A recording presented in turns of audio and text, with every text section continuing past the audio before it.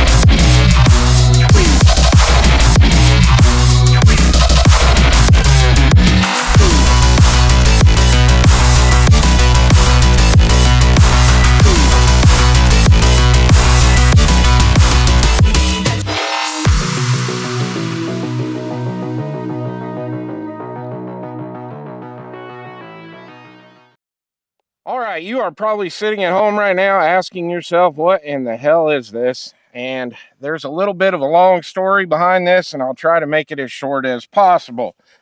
So this gun originally started out as a Heritage Rough Rider Tactical Cowboy. Yes, I said Tactical Cowboy. As stupid as it sounds, that is the name of this gun. Now, I'm not going to sit here and trash Heritage because I got a good friend here on YouTube, Ron Wayne. He has a bunch of these Rough Riders, and he actually has some that are super accurate and shoot really well.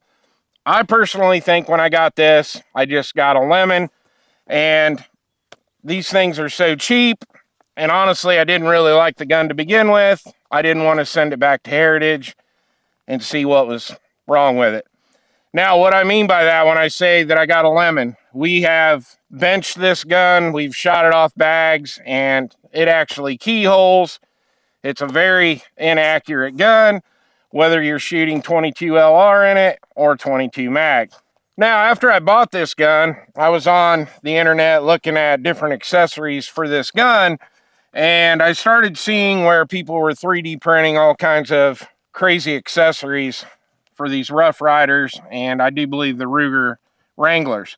Now, with that being said, I've had this gun for a couple years now, and I have talked to 2 or 3 different people who have 3D printers, and I tried to get them to make something for this Tactical Cowboy, and everyone said they would, but nobody came through, or I got ghosted, you name it. Now we'll fast forward to a couple months ago. I'm over at the other gun range I shoot at, and I run into this guy named Tim, and he is actually there testing out some stuff he 3D printed, and I showed him some pictures on my phone of what I wanted to do with this Tactical Cowboy, and he said, I can do that for you, and this is what he came up with. So Tim 3D printed this whole rail system that goes over the 6.5-inch barrel, I believe, is what is on the Heritage Rough Rider Tactical Cowboy. And obviously it was all black when I got it from him. So I did a base coat of gray on this, and then I sprayed it with some black, and I kind of did this battle-worn finish on it, and I did the same thing with the grips, and I'm actually really happy with how this turned out. Now everyone's probably asking, what are you going to do with this gun? Well, I'm probably not going to shoot it very much. Basically, this is just going to kind of become a conversation piece, wall hanger in my studio, because I just think it turned out super cool looking. But I did want to bring it out here today to see if it functions, because even though I probably will never shoot this very often, I want to make sure it's still a functional firearm. Now, I have the 22 mag cylinder in this today. I do have the 22 LR cylinder for it also, but anybody that watches the channel knows that I absolutely love 22 mag, so I put that cylinder in it because I want to shoot 22 mag in it today. Now, the optic that we have on here is an optic that I did a review on a long time ago when I first started doing YouTube, and this is called the ADE Xantedium Pro. I had this on my Taurus TX22 competition for quite a while. It's got a massive window on it. It does have a multi-reticle system. It's actually a really nice dot, but I wasn't using it. And because it is a big, dumb, stupid looking dot, I thought, why not put it on this stupid looking revolver?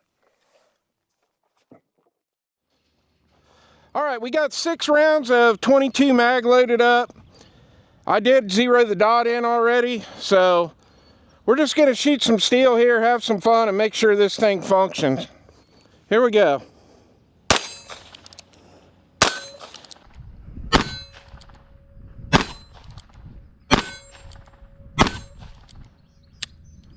All right, ran them all. Load it up and do it again. All right, we got 6 more rounds loaded up. This time I'm gonna use the actual rail.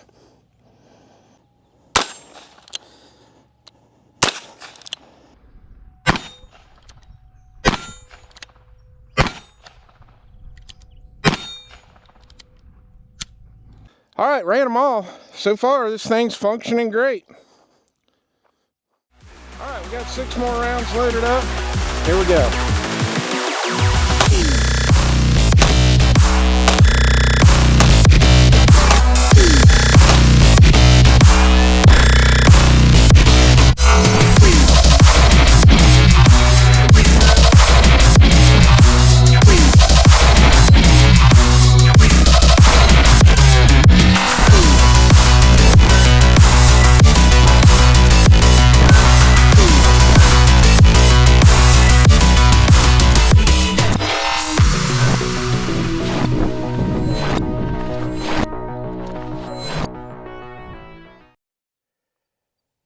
All right, I came back here to the back of the truck because I was gonna kind of give you the lowdown on this and show you how I load it and all that good stuff. And I noticed that we blew a chunk off the side of our 3D printed, whatever the hell you want to call this thing. So if we look at this side, that's what it's supposed to look like. Now I went back to try to find some of the parts, and this is all I found. I'll be able to put this back on, but this was pretty far away from where I was shooting, so maybe I would have been safer shooting 22 LR over 22 mag, but needless to say, I think we're done for the day. Now if you look here, what I was originally going to do, there was a hole here. I was going to come up with a pin system to kind of lock this on. Now you can take this off. You just slide it forward. Well, it's a little tight right now, but if you give it enough, you can pull it forward and take it off. But if you want to just leave it on, what I was doing was just loading right here on the side. Same way with the ejection. So everything on it was functioning up until this here happened.